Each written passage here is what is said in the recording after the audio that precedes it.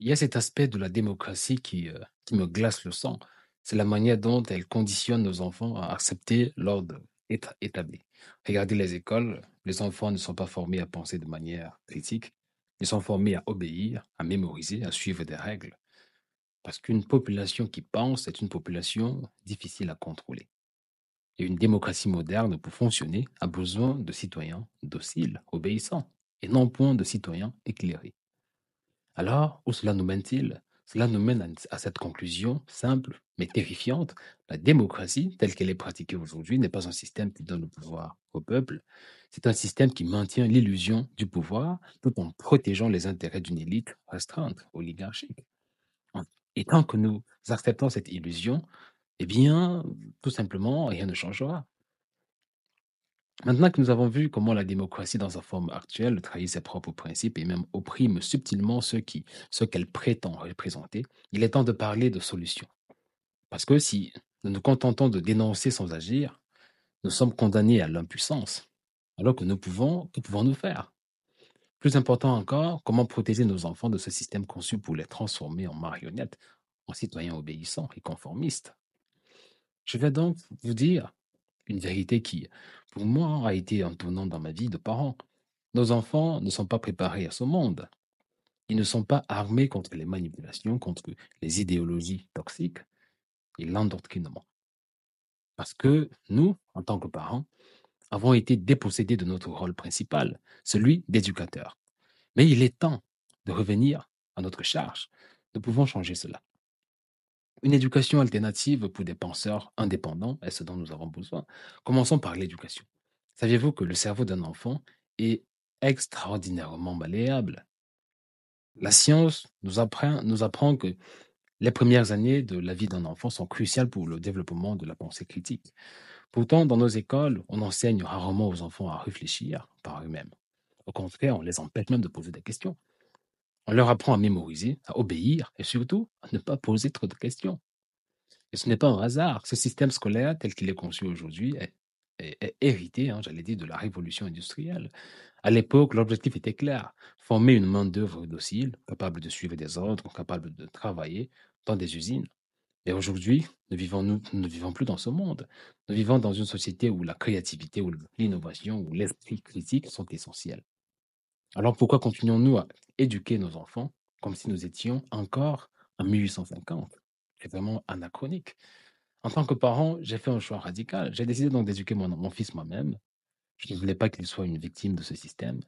Et les résultats ont été stupéfiants. En seulement quelques semaines, vous le savez sans doute déjà pour ceux qui regardent la chaîne, il a commencé à résoudre des problèmes de mathématiques avancés, à discuter de concepts philosophiques et même à explorer des sujets complexes comme la neuroscience.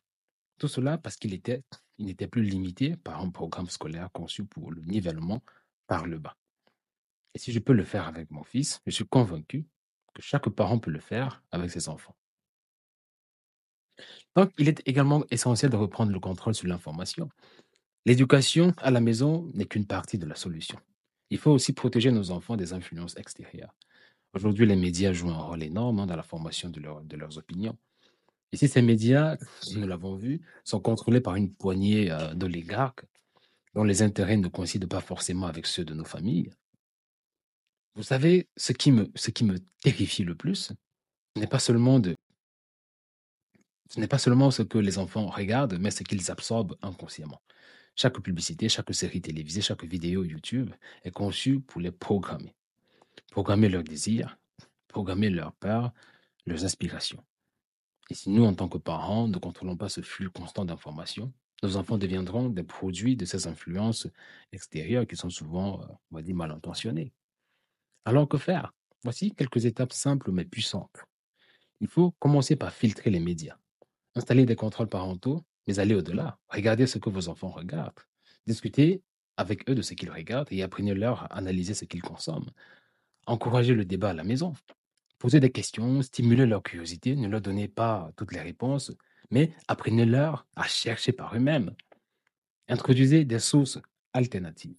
Il existe des livres, des documentaires et même des chaînes YouTube indépendantes qui offrent une perspective différente. Il faut les utiliser. Il faut également former des résistants et non pas des victimes.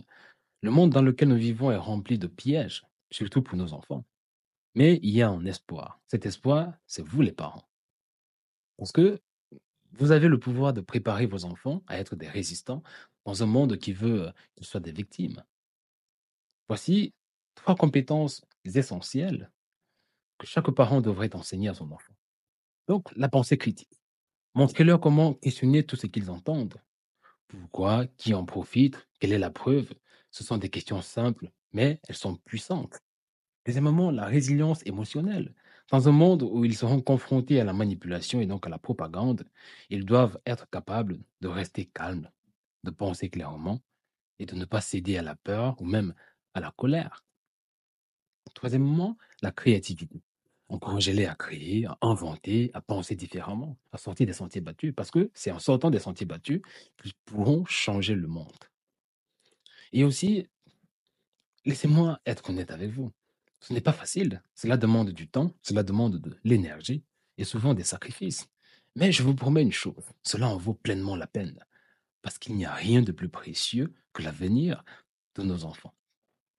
Donc, je vais vous lancer un appel du cœur. Avant de conclure cette vidéo, je veux partager quelque chose de personnel avec vous. Parfois, je me demande si tout cela a un sens, si parler, éduquer peut vraiment changer quelque chose. Mais ensuite, je regarde mon fils, je vois ses yeux brillants de curiosité, je vois son enthousiasme pour apprendre, je vois sa soif insatiable de connaissances et de vérité. Et je me rappelle pourquoi j'ai fait tout ce que j'ai fait. Parce que ce que nous faisons aujourd'hui détermine le monde dans lequel nos enfants vivront demain.